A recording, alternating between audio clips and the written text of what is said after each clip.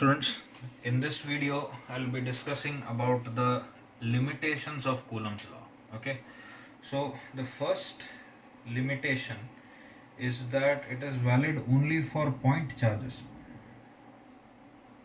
सिर्फ point charges के लिए वैलिड है. ठीक है ना. इसका रीज़न क्या है समझते हैं. एक एग्जांपल लेता हूँ. Let's say you are trying to find the force between two spheres and let them be conducting. तो जनरल आइडिया ये रहता है कि सेंटर के बीच का फोर्स कैलकुलेट करते हैं, but then that is wrong because अगर मैं इन दोनों कंडक्टर्स को चार्ज करता हूँ, okay, let's say both of them are positive.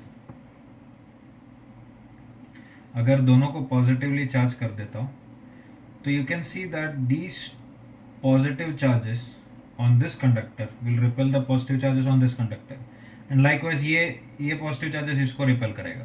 Now in conductors charges are free to move. तो व्हाट विल हैपन इज कि इसका चार्ज डिस्ट्रीब्यूशन कुछ ऐसा हो जाएगा. यहाँ से पॉजिटिव चार्ज हट के यहाँ पे ज़्यादा क्लस्टर होगा. ठीक है, पॉजिटिव चार्जेस का.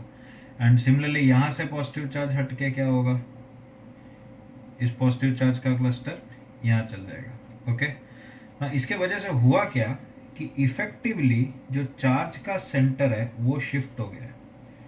These are the new charge centres. ठीक है, ये क्या है, ज्योमेट्रिकल सेंटर,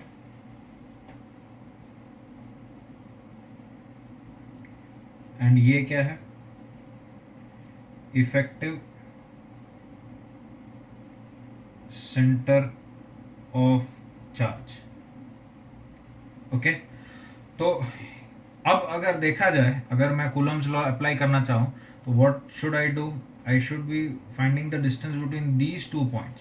ठीक है, तो अगर आप सेंटर्स लेके अगर सॉल्व करोगे तो इफेक्ट कुछ और रहेगा, एंड अगर एंड्स ये दोनों पॉइंट्स लेके कैलकुलेट करोगे तो कुछ और रहेगा. व्हाट विल हैपन इज कि इन दिस पर्टिकुलर केस, क्योंकि distance, effective distance between the charge centres has increased, the force will decrease. मतलब in this case the coulombic force क्या है जो तुम एक्चुअली कैलकुलेट कर रहे हो.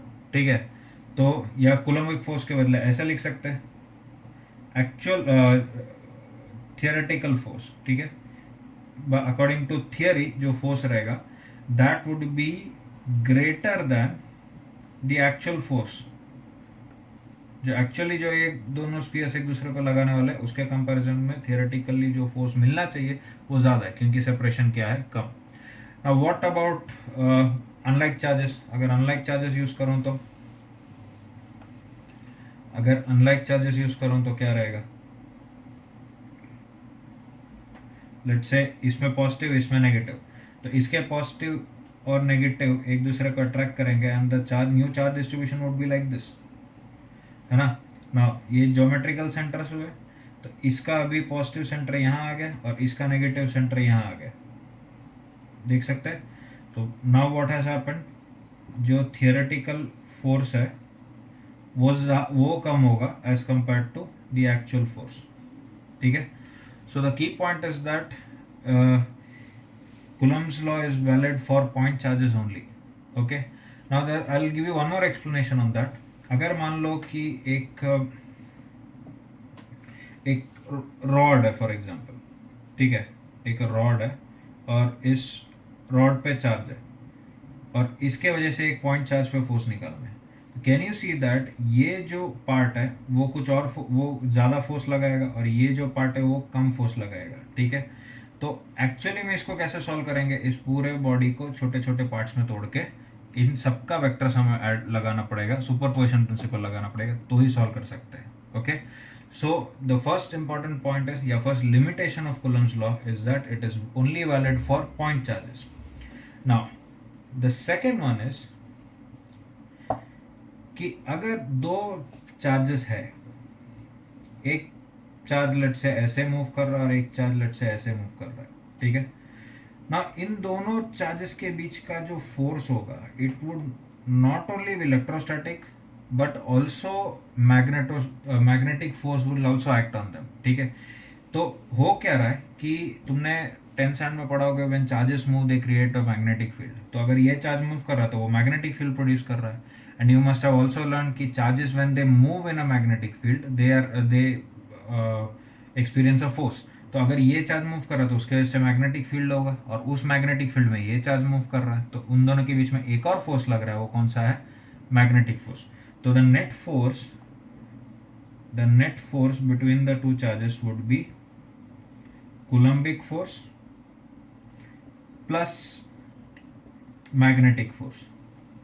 तो if you just calculate this one, जो k q1 q2 by r square calculate करोगे, that is only Coulombic force.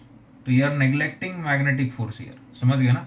तो एक्चुअली जब दो चार्जेस मूव कर रहे होंगे तो उनके बीच में दो फोर्सेस लग रहा होगा, कोलम्बिक भी लग रहा होगा, मैग्नेटिक भी लग रहा होगा, एंड देन उनके वेक्टर सम को करोगे तब जाके नेट फोर्स मिलेगा। ठीक है। Now how do you eliminate this term? If you want this to be zero, then at least one charge should B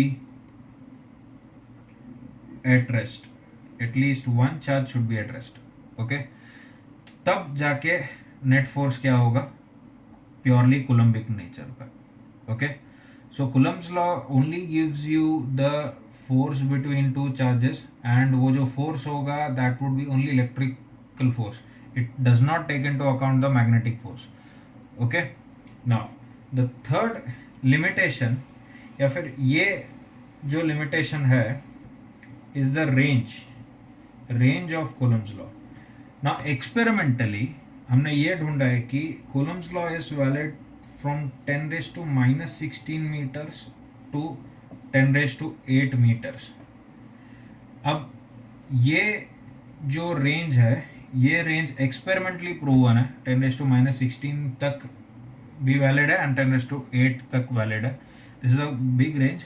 now we do not know कि 10⁸ के बाद वो वैलिड है कि नहीं। It may be valid, most likely yes, and 10⁻16 से कम ranges पे वैलिड है कि नहीं, we do not know, but experimentally ये प्रूवन है। Okay, so there are 3 limitations of Coulomb's law, and exam point of view से अगर मैं आपको बताऊं तो सिर्फ 2 लिमिटेशंस देखना है आपको, फर्स्ट एंड सेकंड। ओके।